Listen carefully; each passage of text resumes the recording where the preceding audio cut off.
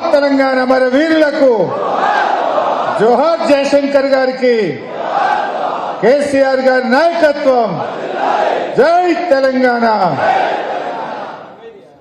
సభాధ్యక్షులు గౌరవనీయులు మన సిద్దిపేట జిల్లా బీఆర్ఎస్ పార్టీ అధ్యక్షులు, మన దుబ్బాక శాసనసభ్యులు పెద్దలు అన్న ప్రభాకర్ రెడ్డి గారికి, గౌరవ మన ఈ కార్యక్రమానికి సమన్వయకర్తగా వ్యవహరిస్తున్న శాసన మండలి సభ్యులు పెద్దలు డాక్టర్ యాదవ్ రెడ్డి గారికి, గౌరవనీయులు ప్రతాప్ రెడ్డి గారు మన గజ్వేల్ నియోజకవర్గ ఇన్ఛార్జ్, గౌరవనీయులు రాధాకృష్ణ శర్మ గారు, గౌరవనీయులు కర్రా శ్రీహరి గారు, గౌరవనీయులు భూపతి రెడ్డి గారు, బాలరంగమన్న గారు, మనోహర్ రావు గారు, మన పార్టీ సీనియర్ నాయకులు, ఉద్యమంలో ఇంజనీర్స్ జేఏసీలో చాలా క్రియాశీలకంగా పనిచేసిన బాలనర్సయ్య గారు, మన హుస్నాబాద్ మున్సిపల్ చైర్మన్ రజితా వెంకన్న గారు, దుబ్బాక గజ్వేల్ మున్సిపల్ చైర్మన్ రాజమౌళి గారు, మరి రాజ్ నర్స్ గారు, ఇంకా ఈ కార్యక్రమంలో పాల్గొంటున్న సీనియర్ నాయకులు, అక్కా చెల్లెళ్ళు, ఉద్యమకారులు, ప్రజాప్రతినిధులు, ఎంపీపీలు, జెడ్పీటీసీలు, ముఖ్యంగా చాలా సిన్సియర్గా బయట కుర్చీల్లో కూర్చొని స్క్రీన్ మీద చూస్తున్నటువంటి మా ఉద్యమకారులకు, పత్రికా విలేకరులకు అందరికీ పేరు పేరున నమస్కారం. నిజంగా చాలా సంతోషంగా ఉంది. చాలా మంది ఉద్యమకారులు కనబడుతున్నారు. ఆనాటి ఉద్యమ జ్ఞాపకాలు గుర్తొస్తా ఉన్నాయి. బయట ఇప్పుడే ఫోటో గ్యాలరీ చూశాను నేను. ఆ రోజు కేసీఆర్ గారిని అలుగునూరులో అరెస్ట్ చేస్తే మా నందాదేవి అక్క మాకు బొట్టు పెట్టి దీక్షకు పూలమాలేసి కూర్చోబెట్టిన ఫోటో బయట చూస్తే పాత రోజులు గుర్తొచ్చినాయి మా నందక్కను చూస్తే. అట్లా ఆ ఫోటోలన్నీ చూస్తుంటే నిజంగా ఆనాటి ఉద్యమ జ్ఞాపకాలన్నీ ఒక్కసారి నెమరేసుకున్నట్టు అనిపిస్తూ ఉంది. ఈరోజు చాలా ముఖ్యమైనటువంటి దినం. దానికంటే ముందు మా ఇల్లెందుల సీను తమ్ముడు మాట్లాడుతూ ఒక మాట అన్నాడు, దొంగలు వచ్చిండ్రు పందికొక్కులొక్క దిన్నరు బయట పడ్డరు అన్నాడు. సరే జరిగింది. తెచ్చుకున్న తెలంగాణ ఇది పదిలంగా ఉండాలి. వాడోడో బెర్లిన్ గోడలను బద్దలు కొట్టినట్టు, జర్మనీని ఏకం చేసినట్టు మళ్ళా తెలంగాణను ఆంధ్రను కలుపుతామని కొన్ని కుట్రలు చేస్తుంటే కేసీఆర్ గారు ఈ తెలంగాణను కాపాడాలని ఆ రోజు కొన్ని నిర్ణయాలు తీసుకున్నాం. కానీ అర్థమైంది, పాలేందో నీళ్ళేందో అర్థమైంది.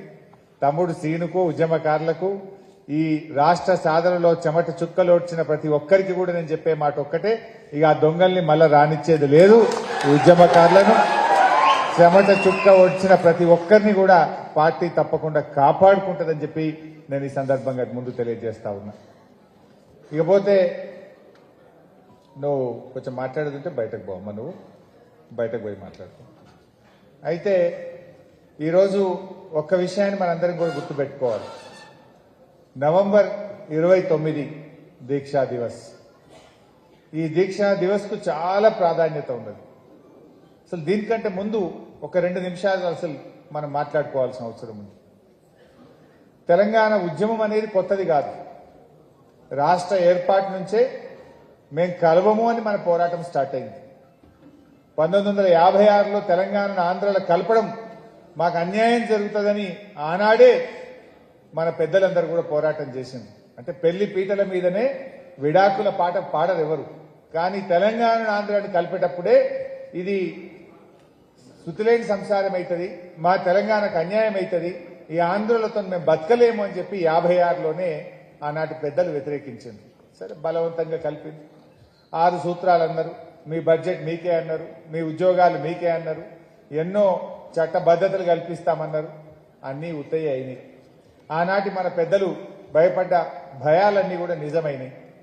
ఆ తర్వాత 69లో పెద్ద ఉద్యమం రావడం, 369 మంది చనిపోవడం, అదంతా కూడా మీకు చరిత్ర తెలిసిందే. ఇంకా ఆ తర్వాత ఏమైందంటే ఇక ఏడొస్తే తెలంగాణ, గంత పెద్ద ఉద్యమంలో తెలంగాణ రాలేదు, అన్ని బలిదానాలు జరుగుతున్నాయి తెలంగాణ రాలేదు, 11 ఎంపీలు గెలుస్తున్నాయి తెలంగాణ రాలేదు, ఇంకేమొస్తుందని నీరు గారిపోయిన పరిస్థితి. ఆ సమయంలో దేశంలో కొత్తగా 3 రాష్ట్రాలు ఏర్పడ్డాయి. జార్ఖండ్, ఛత్తీస్గఢ్, ఉత్తరాఖండ్. ఈ 3 కొత్త రాష్ట్రాలు ఏర్పడ్డప్పుడు మళ్ళీ ఆశలు చిగురించినాయి. ఎవరో ఒక నాయకుడు కావాలి అని అందరూ ఎదురు చూస్తున్నారు. ఆచార్య జయశంకర్ గారు పెళ్లి చేసుకోలేదు. ఆయన జీవితమంతా తెలంగాణ కోసం అంకితం చేసింది. ఆయన జీవితమంతా తెలంగాణకు జరుగుతున్న అన్యాయాలను రాస్తూ రాస్తూ ఎప్పటికైనా కేసీఆర్ లాంటి ఒక నాయకుడు రాకపోతాడా అని చెప్పి ఆయన పోరాటం కొనసాగిస్తూనే ఉన్నాడు. ఆ సమయంలో కరెంటు బిల్లులు పెంచడం, తెలంగాణ రైతుల నడ్డీ విరిచే ఆనాటి ముఖ్యమంత్రి నిర్ణయాన్ని వ్యతిరేకిస్తూ జై తెలంగాణ అని కేసీఆర్ గారు బయలుదేరింది. ఇదే సరి అయిన సమయం. దేశంలో సంకీర్ణ యుగాలు నడుస్తున్నాయి. రాజకీయ ప్రక్రియ ద్వారా తెలంగాణ సాధిస్తాము అని చెప్పి 2001 ఏప్రిల్ 27లో జలదృశ్యంలో హైదరాబాద్ లో కేసీఆర్ గారు పార్టీని ప్రారంభించారు. మన సిద్దిపేటలోనే మా మల్లన్న ఉన్నాడు. ఇక్కడ కోనాయిపల్లి గ్రామంలో వెంకటేశ్వర స్వామికి దండం పెట్టుకొని, తాను నమ్మిన దేవుడికి దండం పెట్టుకొని సిద్దిపేట నుంచి బయలుదేరిండు కేసీఆర్. ఇక్కడి నుంచి బయలుదేరి పార్టీ ప్రారంభించి అద్భుతంగా ముందుకు తీసుకొని పోయింది. మరి ఆ రోజు ప్రారంభమైన ఉద్యమం మరి 2004 దాకా చాలా పోరాటాలు జరిగినాయి. పార్టీ పెట్టిన తొలినాళ్లలోనే కరీంనగర్, నిజామాబాద్ జిల్లా పరిషత్తులు గెలిపించుకున్నాం. పార్టీని బలోపేతం చేసింది, రాజకీయ పార్టీగా మలిచింది. 2004లో కాంగ్రెస్ పార్టీ మనతో పొత్తు పెట్టుకుంటామన్న నాడు కాంగ్రెస్ తో తెలంగాణ ఇస్తామని ఒప్పిస్తే కాంగ్రెస్ ఒప్పుకొని జై తెలంగాణ అంటే ఆ రోజు మనం పొత్తు పెట్టుకున్నాం. దాదాపు 26 మంది ఎమ్మెల్యేలు గెలిచాం. కేసీఆర్ గారు ఢిల్లీకి పోయింది. మనం 5 ఎంపీలు గెలిచాం.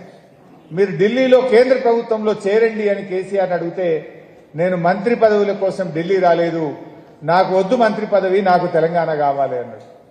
అంటే లేలే మీరు చేరాలని సోనియా గాంధీ గారు పట్టుబట్టి ఆ రోజు కేసీఆర్ గారు కామన్ మినిమం ప్రోగ్రాం, అప్పుడు దేశంలో ఏర్పడ్డ యూపీఏ ప్రభుత్వం 5 ఏళ్లలో ఏమేం పనులు చేయాలనో కామన్ మినిమం ప్రోగ్రాం అని ఒక ప్రోగ్రాం రాసింది. అందులో తెలంగాణ పెట్టండి, తెలంగాణ ఇస్తామని అట్లా రాయండి, రాష్ట్రపతి నోట ఉభయ పార్లమెంటు సభల్లో తెలంగాణ ఇస్తామని చెప్తే నేను మంత్రి పదవిలో చేరతా అని చెప్పి ఆ రోజు షరతు పెట్టిండు కేసీఆర్. దాన్ని ఒప్పుకున్నారు. కామన్ మినిమం ప్రోగ్రామ్ లో రాసిండ్రు.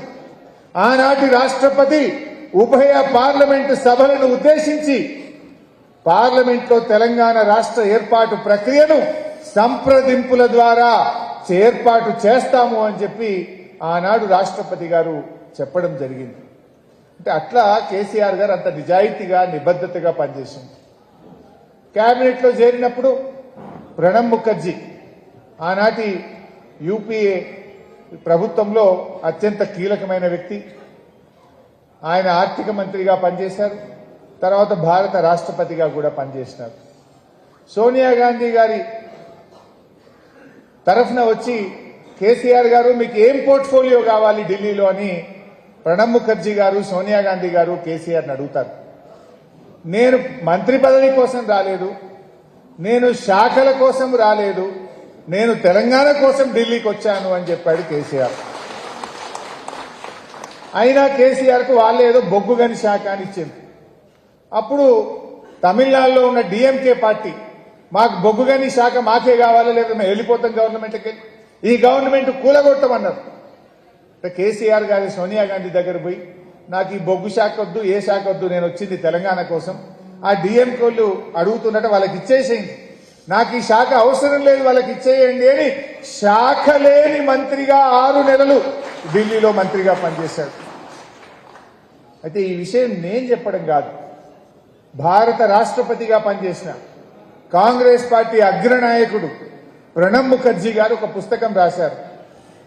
ద కోయలిషన్ ఇయర్స్ అని ఒక పుస్తకం రాశారు ప్రణబ్ ముఖర్జీ గారు. ద కోయలిషన్ ఇయర్స్ అని రాష్ట్రపతిగా పనిచేసిన ప్రణబ్ ముఖర్జీ ఒక పుస్తకం రాశాడు. ఆ పుస్తకం 2017 సంవత్సరంలో విడుదలైంది.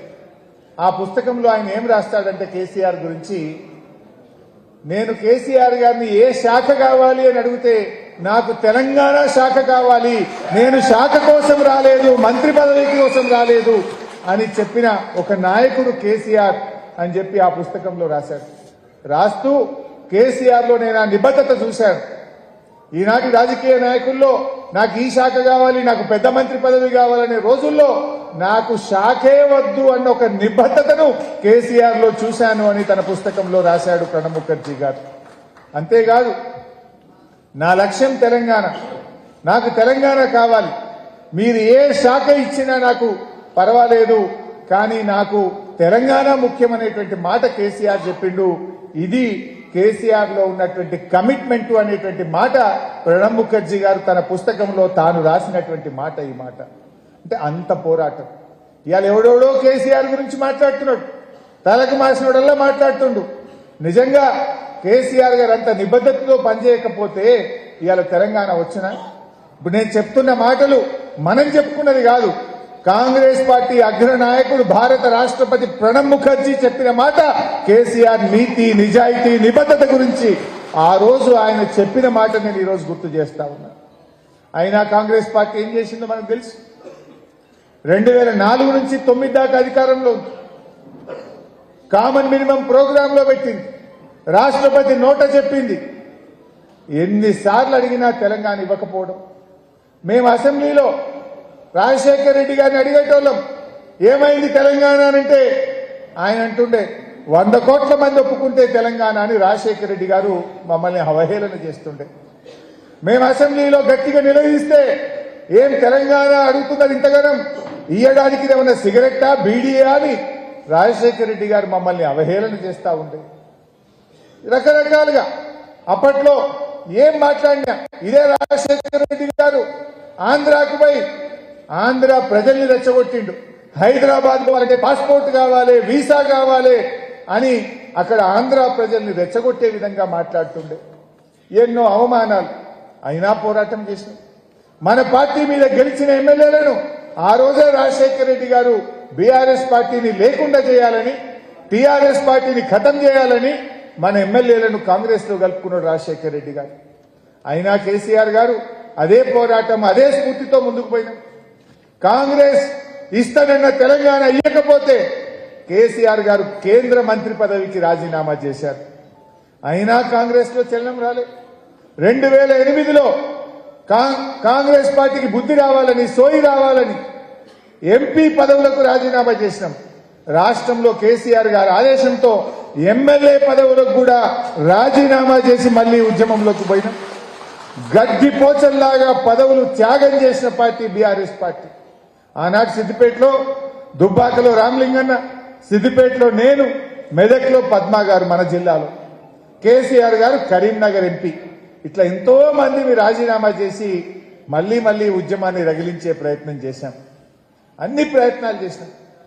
తర్వాత తెలుగుదేశం పార్టీ రాష్ట్రంలో అడ్డంగా ఉండే, జై తెలంగాణ అంటలేదు. అప్పుడున్న రాజకీయ అవసరాల్లో తెలుగుదేశం చేత కూడా జై తెలంగాణ అనిపించింది కేసీఆర్. తెలుగుదేశం కూడా ఆనాడు మనతో పొత్తు పెట్టుకొని మేము తెలంగాణకు అనుకూలమని తీర్మానం చేపించిండు రాజకీయంగా కేసీఆర్. ఎన్నికల్లో టీడీపీతో పొత్తు పెట్టుకున్నాం. మళ్లీ ఎలక్షన్ అయిపోగానే వాళ్ళు కూడా మాట మార్చారు. అంటే ఎట్లయిపోయినాయి అంటే అన్ని పార్టీలు, బీజేపీ వాళ్ళు 1 ఓటు 2 రాష్ట్రాలు అన్నారు. 1 ఓటు 2 రాష్ట్రాలని కాకినాడ తీర్మానం చేసి మోసం చేసింది బీజేపీ. కాంగ్రెస్ పార్టీ టీఆర్ఎస్ తో పొత్తు పెట్టుకొని కామన్ మినిమం ప్రోగ్రామ్ లో పెట్టి రాష్ట్రపతి చేత చెప్పించి తెలంగాణ ఇస్తానని మోసం చేసింది కాంగ్రెస్ పార్టీ. తెలుగుదేశం పొత్తు పెట్టుకున్నప్పుడు ఎన్నికల ముందు జై తెలంగాణ, ఎన్నికలు అయిపోగానే నై తెలంగాణ. ఇట్లా అన్ని రాజకీయ పార్టీలు కూడా తెలంగాణను వాడుకున్నాయి. తెలంగాణను పేరు చెప్పి ఓట్లు వేయించుకొని తెలంగాణను మోసం చేస్తూ వచ్చినాయి. ఆ క్రమంలో 2009 తర్వాత ఉద్యమం కొత్త రూపు దాల్చింది. అప్పుడే సుప్రీంకోర్టులో ఒక ఆర్డర్ వచ్చింది, జడ్జిమెంట్ వచ్చింది. హైదరాబాద్ ఫ్రీ జోన్ అంటే హైదరాబాద్ లో ఉద్యోగాలు ఎవరన్నా చేయొచ్చు, ఆంధ్రులందరూ రావచ్చు అని ఫ్రీ జోన్ చేస్తూ ఒక ఉత్తర్వులు వచ్చినాయి. అంటే మన హైదరాబాద్ మనకు కాకుండా పోతుంది, మన హైదరాబాద్ లో మన పిల్లలకు ఉద్యోగాలు రాకుండా పోతున్నాయి, మన హైదరాబాద్ లో మన ఉద్యోగస్తులకు రేపు ప్రమోషన్లు దొరికాయి, ఉద్యోగాలు దొరకకుండా పోతున్నాయని ఆనాడు హైదరాబాద్ ఫ్రీ జోన్ మీద పెద్ద ఎత్తున పోరాటానికి శ్రీకారం చుట్టిండు కేసీఆర్. ఆ క్రమంలోనే మనం సిద్దిపేటలో ఉద్యోగ గర్జనకు బీఆర్ఎస్ పార్టీ శ్రీకారం చుట్టింది. ఆ సందర్భంగా కేసీఆర్ గారు మన సిద్దిపేటకు వచ్చారు. అంబేద్కర్ భవన్, మనం కట్టుకున్న అంబేద్కర్ భవన్ మండల ఆఫీస్కి ఎదురుగా అంబేద్కర్ భవన్ ఉంటుంది. అందులో మీటింగ్ అయింది. అది అక్టోబర్ 12, 2009.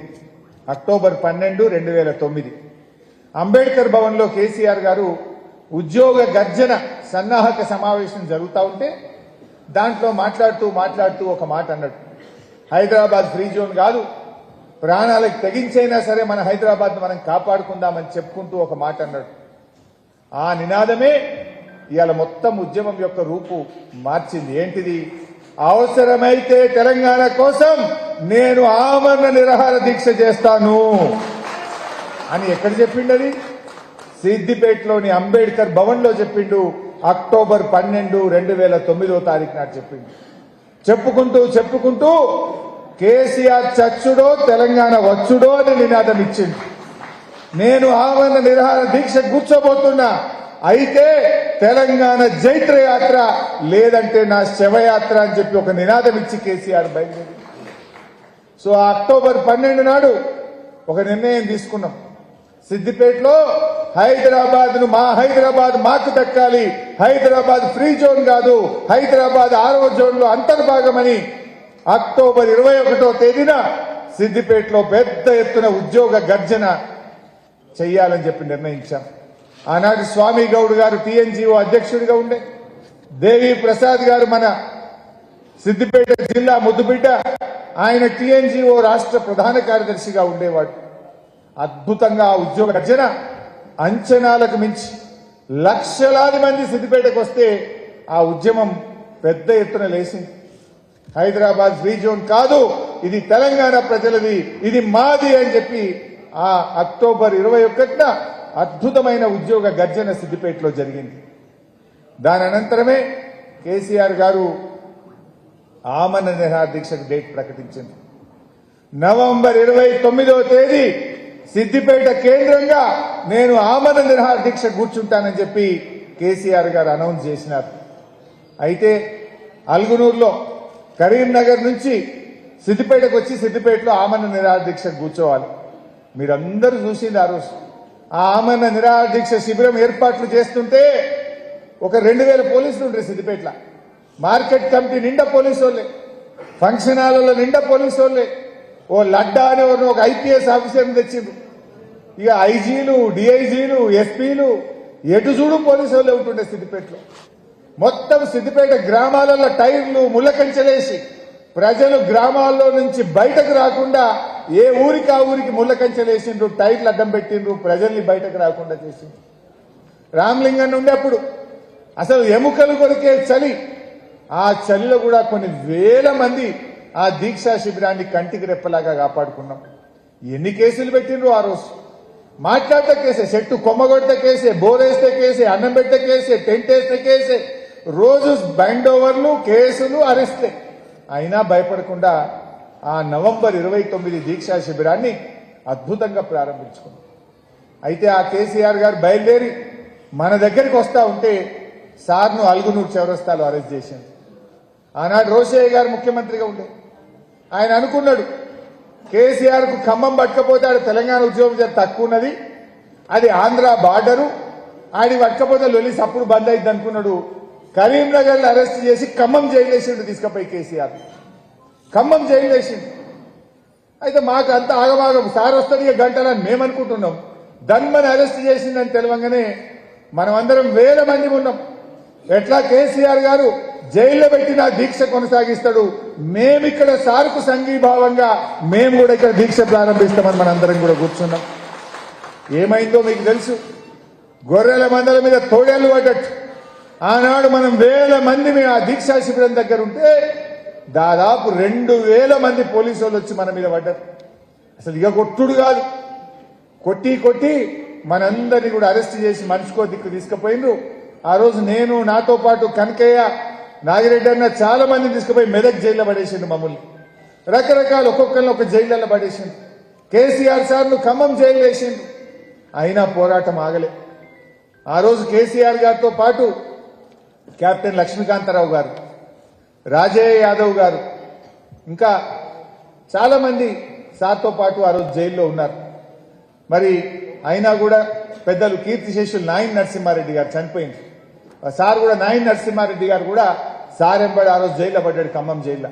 నాయన్ నరసింహారెడ్డి గారు, కెప్టెన్ లక్ష్మీకాంతారావు గారు, రాజయ్య యాదవ్ గారు ఖమ్మంలో సార్ వెంట జైల్లో అరెస్ట్ అయి ఉన్నారు ఆ రోజు. అయినా సార్ జైల్లో దీక్ష కొనసాగించింది. దీక్ష ఢిల్లీలో ఖమ్మం జైల్లో సార్ కొనసాగించింది.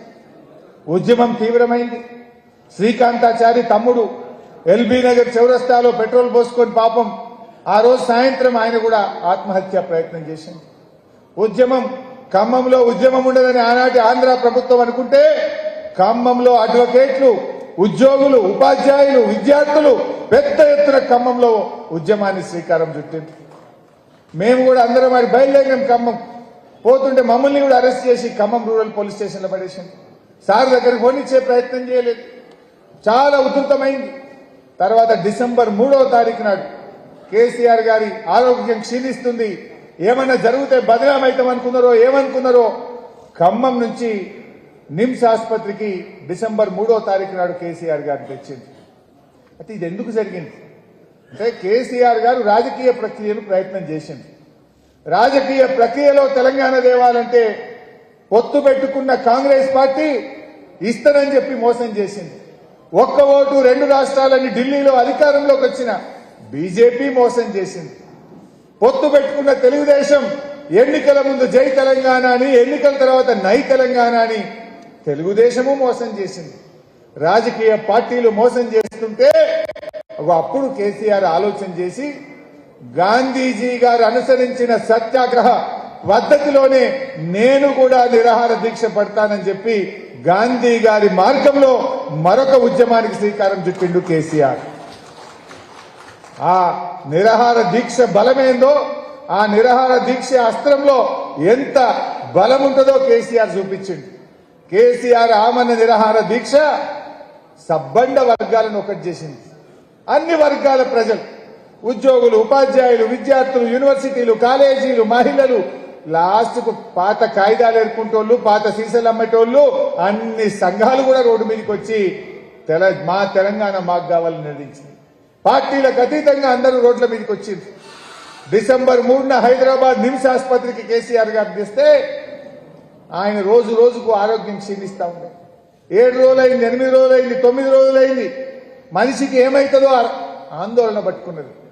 అందరిలో ఉత్కంఠ నెలకొన్నది.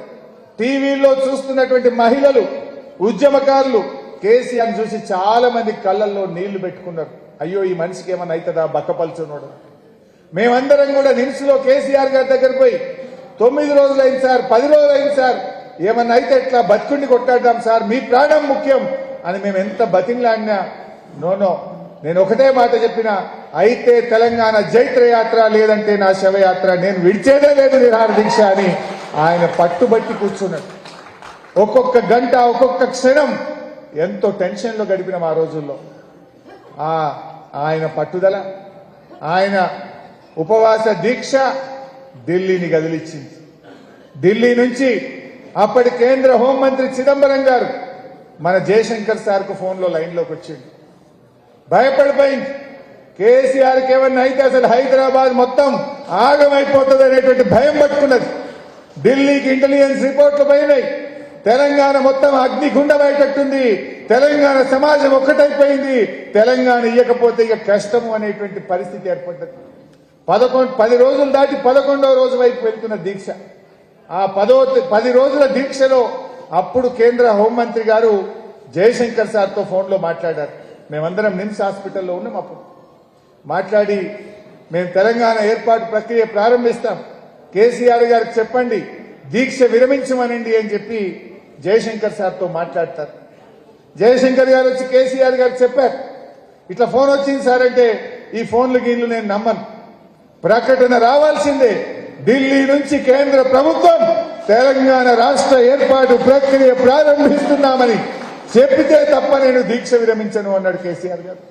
మళ్ళీ జయశంకర్ సార్ ఢిల్లీకి మాట్లాడి 1, 2 సార్లు 3 సార్లు అయింది. ఏం ప్రకటన కావాలో మీరే రాసి పంపండి అని అడిగిండు ఆయన. ఎవరు? కేంద్ర హోంమంత్రి మన జయశంకర్ సారే రాసిండు ఆ ప్రకటన. తెలంగాణ రాష్ట్ర ఏర్పాటు ప్రక్రియ ప్రారంభిస్తున్నామని ఇంగ్లీష్ లో జయశంకర్ సార్ రాసిన పదాలను యూపీఏ ప్రభుత్వం అత్యవసర సమావేశం పెట్టి ఆ రోజు ఢిల్లీలో అర్ధరాత్రి పూట తెలంగాణ రాష్ట్ర ఏర్పాటు ప్రారంభిస్తున్నామనే ప్రకటన రాబట్టింది కేసీఆర్, టీఆర్ఎస్ పార్టీ, తెలంగాణ ఉద్యమకారులు, తెలంగాణ ప్రజలు. అది ఈ ఉద్యమం.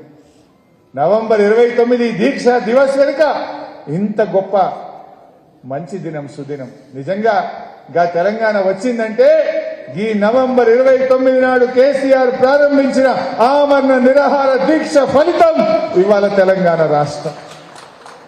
ఆ తర్వాత కూడా చాలా జరిగినాయి, మీకు తెలుసు. డిసెంబర్ 9 తెలంగాణ వచ్చింది. తెలంగాణ అంతా పండగ చేసుకున్నది.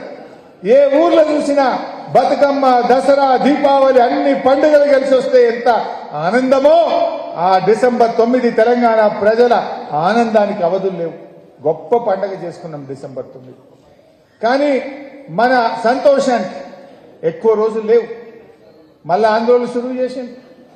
తెలంగాణ రాగానే ఆంధ్ర ఎమ్మెల్యేలంతా రాజీనామా పెట్టారు. తెలంగాణ వాపసు తీసుకోవాలి, తెలంగాణ నిర్ణయాన్ని వెనక్కి తీసుకోవాలని ఆంధ్రోళ్ళంతా రాజీనామాలు పెట్టింది. డిసెంబర్ 9 తెలంగాణ వచ్చింది. డిసెంబర్ 23వ తారీఖు నాడు ఇచ్చిన తెలంగాణ మళ్లీ కాంగ్రెస్ వెనక్కి తీసుకున్నది. ఇచ్చిన తెలంగాణ కాంగ్రెస్ వెనక్కి తీసుకున్నది. తెలంగాణలో మళ్లీ ఉద్యమం పెళ్లుబుకింది. అన్ని చోట్ల నిరాహార దీక్ష శిబిరాలు స్టార్ట్ అయినాయి, ఉద్యమాలు స్టార్ట్ అయినాయి, వంట వార్పు స్టార్ట్ అయింది, రాస్తా రోకోలు స్టార్ట్ అయింది. తెలంగాణ ప్రజలు ఒక మాట అన్నారు, ఆంధ్ర ఎమ్మెల్యేలు రాజీనామా పెట్టి నోటికాడ బుక్కను ఎత్తగొట్టిండ్రు, వచ్చిన తెలంగాణను ఎత్తగొట్టిండ్రు, తెలంగాణ ఎమ్మెల్యేలు కూడా అందరు రాజీనామా చేయాలని చెప్పి తెలంగాణ సమాజం కోరింది. అప్పుడు రాజీనామా చేయమంటే ఇదే రేవంత్ రెడ్డి, ఇదే తెలుగుదేశం పార్టీలో ఉన్న వీళ్ళంతా రాజీనామాలు చేయమంటే వెన్ను చూపి పారిపోయింది. కానీ ఆ రోజు రాజీనామా చేసింది ఎవరు? మళ్ళా ఈ గులాబీ సైనికులు, కేసీఆర్ నాయకత్వంలో గెలిచిన టీఆర్ఎస్ ఎమ్మెల్యేలే ఆ రోజు రాజీనామా చేసింది. బీజేపీలో ఇద్దరే గెలిచిండ్రు, ఒక ఆయన ఎండల లక్ష్మీనారాయణ, ఒక ఆయన కిషన్ రెడ్డి. ఇప్పుడు కిషన్ రెడ్డి కేంద్ర మంత్రి, రాష్ట్ర బీజేపీ అధ్యక్షుడు. రాజీనామా చేయవే కిషన్ రెడ్డి అంటే ఇక పోయి ఢిల్లీలో పడ్డాడుగా. ఈడుంటే అందరు అడుగుతున్నాడు, ఢిల్లీలో పడ్డాడు. పాపం ఎండల లక్ష్మీనారాయణ ఒకడే రాజీనామా చేసిండు, ఇద్దరిట్లో ఒకడే చేసిండు. ఇప్పుడున్న బీజేపీ అధ్యక్షుడు కిషన్ రెడ్డి తెలంగాణ కోసం రాజీనామా చేయమంటే నేను చెయ్య అన్నాడు. ఇక ఈ రేవంత్ రెడ్డి, ఇవాళ ఉన్న ముఖ్యమంత్రి రేవంత్ రెడ్డి, ఆనాడు తెలుగుదేశంలో గెలిచిన ఎమ్మెల్యేలు రాజీనామా చేయవయ్యా అంటే కొంతమంది జిరాక్స్ కాగితాలు ఇచ్చిండ్రు స్పీకర్ కు. ఈ రేవంత్ రెడ్డి జిరాక్స్ కూడా ఇయ్యలే. కొంతమంది ఏమో జిరాక్స్ ఇచ్చిండ్రు తెలుగుదేశం వాళ్ళు, ఈ రేవంత్ రెడ్డి జిరాక్స్ కాగితం కూడా ఇయ్యలే. ఏమో ఆయన జిరాక్స్ మీద ఆమోదం చేస్తారనుకున్నాడో ఏందో, ఈయన జిరాక్స్ కాగితం కూడా ఇయ్యలే. అంటే ఆనాడు కూడా డిసెంబర్ 23న ఇచ్చిన తెలంగాణ వెనక్కిపోతే కూడా మళ్లీ కేసీఆర్ రాజీనామా చేసిండు ఎంపీగా, మన టీఆర్ఎస్ ఎమ్మెల్యేలు రాజీనామా చేసిండు, మళ్లీ తెలంగాణ సమాజం అంతా ఉద్యమం చేసింది. నాకు బాగా గుర్తు, మా మలేశం సార్ ఉన్నాడు, 23 నాడు తెలంగాణ ఎంతకు పోయింది. డిసెంబర్ 23 నాడు మన సిద్దిపేట పాత బస్టాండ్ కాడ డిసెంబర్ 24 నాడు దీక్షా శిబిరం స్టార్ట్ చేసినాం. 23 వాపసు పోగానే 24 తారీఖు నాడు దీక్షా శిబిరం తెల్లారే స్టార్ట్ చేసినాం. ఎన్ని రోజులు నడిపినాం? 1531 రోజులు నడిపినాం ఆ దీక్షా శిబిరాన్ని. డిసెంబర్ 23 వచ్చిన తెలంగాణ వెనకపోతే డిసెంబర్ 24 నాడు పాత బస్టాండ్ కాడ దీక్షా శిబిరం ప్రారంభిస్తే 1531 రోజులు జూన్ 2, 2014 నాడు గెజిట్ నోటిఫికేషన్ వచ్చి తెలంగాణ ప్రభుత్వం కొలువు తీరేదాకా దీక్షా శిబిరం నడిపినటువంటి గొప్పతనం. ఒక్కరోజు నిరాహార దీక్ష, 2 రోజులు, 3 రోజులు, 15 రోజులు, నెల రోజులు, 2 నెలలు, 3 నెలలు, ఏడాది చేస్తే దమ్ముకొత్తాం. ఏడాది కాదు, 2 ఏళ్లు కాదు, 3 ఏళ్లు కాదు, 4 ఏళ్ల దాకా చేసినాం దాదాపు. అంటే ఎంత గొప్ప ఉద్యమం. నాకు గుర్తులేవు కానీ పేర్లు. వంగ గాలిరెడ్డి సార్ ఉంటుండే, స్వాతంత్ర సమరయోధుడు. పాపం ముసలి ఇంకా ఉన్నాడు, పెద్ద మనిషి, రంగరాంపల్లి. కుంటుకుంటా వస్తుండే పొద్దుగాలు డ్యూటీ లెక్కనే. వంగ గాలిరెడ్డి సార్ అంటే పాపం కీర్తిశేషులు రిటైర్డ్ టీచర్ ఉండే మారెడ్డి హనుమంత్ రెడ్డి సార్, మా బూర మల్లేశ్వరి సార్, మా కమలాకర్ రావు గారు అయితే స్పీచ్ కొట్టి కొట్టి మైకే అడిగిపోయింది. ఆయన ఒక సర్పంచ్ సాబ్ ఉండే కమలాకర్ రావు గారు, మా అహ్మద్ ఉంటుండే పాపం పొద్దుగా లేవగానే సాఫ్ చేసుడు, కుర్చీలు వేసుడు, టెంట్ వేసుడు, పూలదండలు తయారు పెట్టుడు, జ్యూస్ తయారు చేసుడు మా అహ్మద్ వంతుంటుండే. అహ్మద్, మన గంగాపూర్ మూర్తి అశోక్ రెడ్డి, ఇట్లా ఒక్కరు కాదు, మన మయూరి భాస్కర్ పాటలు పాడుతుండే పాపం, రోజు వాళ్ళ టీం పాటలు పాడుతుండే. మయూరి భాస్కర్, ఫసియుద్దీన్ సాబ్, గౌస్ మొయ్యుద్దీన్ సాబ్, మా అన్న గుండుసీనన్న, రిటైర్డ్ టీచర్ రామచంద్రం సార్ కరోనాలో చనిపోయింది పాపం. మా బాలరంగం అన్న, ఒక్కరు కాదు, ఇట్లా నాకు పేర్లు మర్చిపోతే అబ్బట్టుకోకరు కానీ కొన్ని వందల మంది. అసలు మహిళలు కూడా రోజు వచ్చి కూర్చుంటారు, రోజొక్క బ్యాచ్. అసలు సిద్దిపేటలో దీక్ష చేయని మనిషే లేడుగా నాకు తెలుసు. పాలమాకలో శిబిరం, సిద్దిపేటలో శిబిరం, గజ్వేల్ మా ప్రతాప్ అన్న కూడా చేసిండు దీక్ష. గజ్వేల్ తెలుగుదేశంలోనే కానీ చేసిండు, నిరాహార దీక్ష చేసిండు. అట్లా గజ్వేల్లో కూడా ఒక దీక్షా శిబిరం నడిచింది, చాలా చోట్ల నడిచినాయి. దుబ్బాక అయితే అసలు ఉద్యమాలకు పెట్టింది పేరు ఉద్యమాల కోట మా దుబ్బాక. మా కొత్త ప్రభాకర్ అన్న నాయకత్వంలో, రామలింగన్న నాయకత్వంలో ఎన్నో ఉద్యమాలు దుబ్బాకలో కూడా దీక్షా శిబిరాలు నడుస్తుండే. అట్లా 1531 రోజులు దీక్షా శిబిరం నడుపుకుంటే పిల్లల మాట నాది. ఎంత గొప్ప ఉద్యమం అసలు తెలంగాణ ఉద్యమం. రాస్తే రామాయణం అంతా అంటారు చూడు, అట్లా అంత గొప్ప చరిత్ర ఈ తెలంగాణ ఉద్యమాన్ని. ఇంత గొప్ప ఉద్యమం జరిగి ఇన్ని పోరాటాలు, ఇంతమంది విద్యార్థుల త్యాగాలతోని మళ్ళీ ఆ యూపీఏ ప్రభుత్వం దిగొచ్చి పార్లమెంట్లో బిల్లు పెట్టి పాస్ చేసింది. తెలియదు ఆ పెప్పర్ స్ప్రేలు, గిప్పర్ స్ప్రేలు, ఆ లగడపాటి కథలు తక్కువ కొట్లాడు మా మేము. ఆ ఆర్టీఓ ఆఫీస్లో ఫోటో చూపించిరాడ. ఆర్టీఓ ఆఫీసులో లగడపాటి పోతే నేను ఉరికి నెలకు ఇక కొట్లాడినట్టు నా అంగంత చిరిగిపోయింది. ఆడ ఫోటో చూస్తే మళ్ళీ యాదికి వచ్చింది నాకు ఇవాళ. గంత కొట్లాడినాం ఆ రోజుల్లో. సో ఆ జ్ఞాపకాలు గుర్తొస్తే నిజంగా ఎంతో సంతోషం కలుగు. జీవితంలో తెలంగాణ రాష్ట్ర సాధన కంటే, ఆ రాష్ట్ర సాధనలో నేను సైతం ఒక కార్యకర్తను అనే తృప్తి కంటే ఇంక గొప్ప తృప్తి బహుశా ఇంకేముండదు. స్వాతంత్రోద్యమంలో ఆనాడు గాంధీజీ గారి నాయకత్వంలో పనిచేసిన ఆ స్వాతంత్ర పోరాట యోధులది ఎంత గొప్ప అనుభవమో, ఎంత గొప్ప తీపి జ్ఞాపకమో, తెలంగాణ ఉద్యమంలో కేసీఆర్ నాయకత్వంలో పనిచేసిన మనందరిది కూడా అంత గొప్ప అనుభూతి, అంత గొప్ప త్యాగం, అంత గొప్ప కృషి. ఎందుకంటే ఆ రోజు ఏ తెలంగాణ వస్తుందా, ఇంకెక్కడ వస్తుంది, ఇది అయ్యే పని, ఈ బక్కపల్స అందరైతే అవుతుందా, ఏ టీఆర్ఎస్ పార్టీ అమాసకు పుట్టింది ఏదో పుణ్యానికి పోతుందని ఒకడు, మగల పుట్టింది పబ్బల పోతుందని ఒకడు, ఏకి టీఆర్ఎస్తోనే ఏమవుతుందని ఒకడు. అటువంటి టీఆర్ఎస్ పార్టీ తెలంగాణ సాధించి ఎంత అద్భుతంగా కేసీఆర్ గారు తీర్చిదిద్దారో ఇవాళ మనం గుర్తు చేసుకోవాలి. ఈ రేవంత్ రెడ్డి ఈయన ఒకనాడు జై తెలంగాణ అన్నాడా, రాజీనామా పెట్టిండా, ఏమైనా ఒక్క కేసు ఉన్నది ఆయన మీద? కేసీఆర్ మీదనో, నా మీదనో, మా ప్రభాకర్ అన్న మీదనో, మా చచ్చిపోయిన లింగన్న మీదనో అసలు ఎన్ని కేసులు? 350 400 పోలీస్ స్టేషన్ల కేసులు ఉంటుండే మా మీద. ఎన్ని రైల్వే కేసు, ఈ కేసు, ఆ కేసు, మీలో కూడా చాలా మంది మీద 10 కేసులు 20 కేసులు అయిన వాళ్ళే మీరందరూ కూడా. ఈడ ఉన్న ప్రతి ఒక్కరి మీద కేసు అయిన వాళ్ళమే. ఈ రేవంత్ రెడ్డి అంటూ ఏమన్నా జై తెలంగాణ అన్నాడా? ఒక్క కేసు అయిందా? ఒకనాడు రాజీనామా పెట్టిండా? ఒక్కనాడు అమరుల దగ్గరికి పోయి 4 పూలు పెట్టి అమరులకు జోహార్ అన్నాడా ఈ మనిషి? ఓ పూలు పెట్టినోడు కాదు, ఓ జై తెలంగాణ అన్నోడు కాదు, ఓ రాజీనామా చేసినోడు కాదు. ఈయన కూడా ఇలా పెద్దగా మాటలు మాట్లాడబట్టే కేసు అయింది, ఓటుకు నోటు కేసు అయింది, దొంగ కేసు అయింది, తెలంగాణ ఉద్యమ కేసు లేదు. అయితే ఈయన అంటాడు కేసీఆర్ ఆనవాళ్ళు లేకుండా చేస్తారట. ఏం చేస్తావు కేసీఆర్ ఆనవాళ్ళు లేకుండా చేస్తా అంటే? నవంబర్ 29 అలుగునూరు చౌరస్తా కరీంనగర్ లో కేసీఆర్ ను అరెస్ట్ చేసిన ఆనవాళ్లు లేకుండా చేస్తావా? ఖమ్మం జైల్లో కేసీఆర్ ను 3 రోజులు పెట్టిన ఆనవాళ్లు లేకుండా చేస్తావా? డిసెంబర్ 9 నాడు తెలంగాణ రాష్ట్ర ప్రకటన సాధించిన ఆనవాళ్లు లేకుండా చేస్తావా? ఏ ఆనవాళ్లు లేకుండా చేస్తావు? అసలు ఆనవాళ్లు లేకుండా చేస్తా అంటే జూన్ 2, 2014 నాడు తెలంగాణ రాష్ట్ర ముఖ్యమంత్రిగా తెలంగాణను సాధించి ప్రమాణ స్వీకారం చేసిన ఆనవాళ్లను చరిత్రను మలిపేస్తావా? ఏం మలుపుతావు నువ్వు? కేసీఆర్ లేని తెలంగాణ ఉందా? కేసీఆర్ లేకపోతే నవంబర్ 29 లేదు, కేసీఆర్ లేకపోతే డిసెంబర్ 9 లేదు, కేసీఆర్ లేకపోతే జూన్ 2 లేదు, కేసీఆర్ లేకపోతే తెలంగాణ రాష్ట్రం లేదు. ఇలా ఇంత గొప్పగా కేసీఆర్ చేస్తే ఈయన ఆనవాళ్ళు మలుపుతా అంటాడు.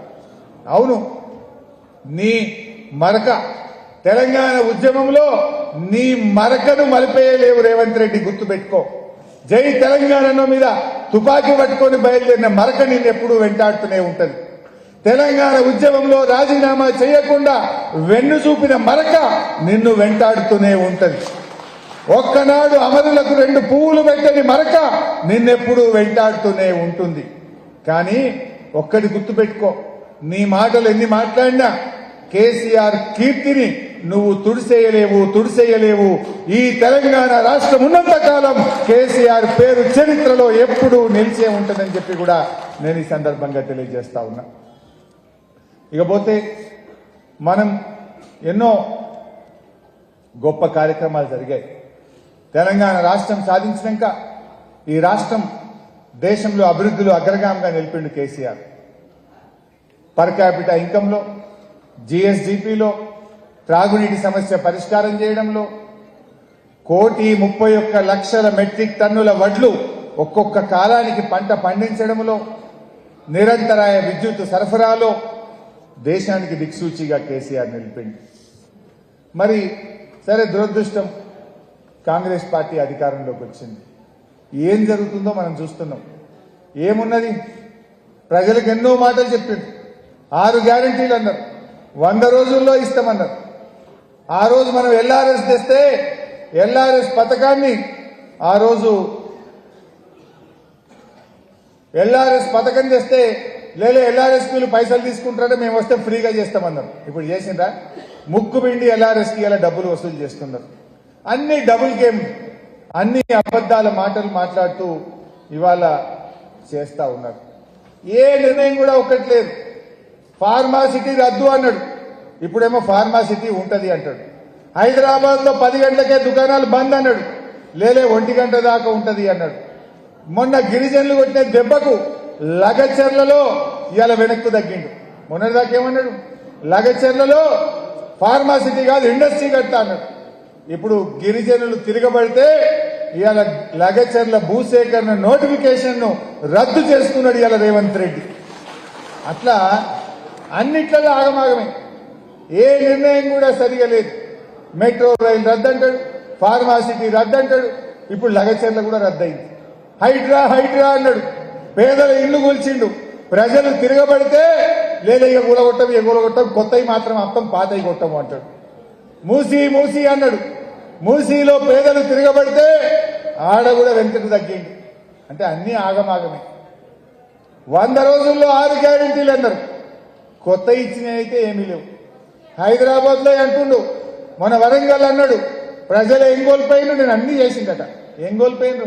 నువ్వు వచ్చినాక రైతు బంధు కోల్పోయింది, నువ్వు వచ్చినాక మా అక్క చెల్లెలు బతుకమ్మ చీరలు కోల్పోయింది, నువ్వు వచ్చినాక మా అక్క చెల్లెలు దావకానకు పోతే కేసీఆర్ కిట్ కోల్పోయిండ్రు, న్యూట్రిషన్ కిట్ కోల్పోయిండ్రు మా అక్క చెల్లెలు. నువ్వు వచ్చిన తర్వాత అన్ని పోవుడే, బస్సు తప్ప అంత తుస్సే మా చెల్లె అన్నట్టు, అంత తుస్సే. ఏం చేసినావు నువ్వు? ఆ బస్సులు కూడా సంఖ్య తగ్గించినావు. రోజుకు 4 ట్రిప్పులు వస్తే ఇప్పుడు 2 ట్రిప్పులే వస్తుంది. బస్సుల సంఖ్య తగ్గించి కూడా విద్యార్థులకు, పేదలకు ఇవాళ గోసగుచ్చుకుంటున్నటువంటి పరిస్థితి ఉన్నది.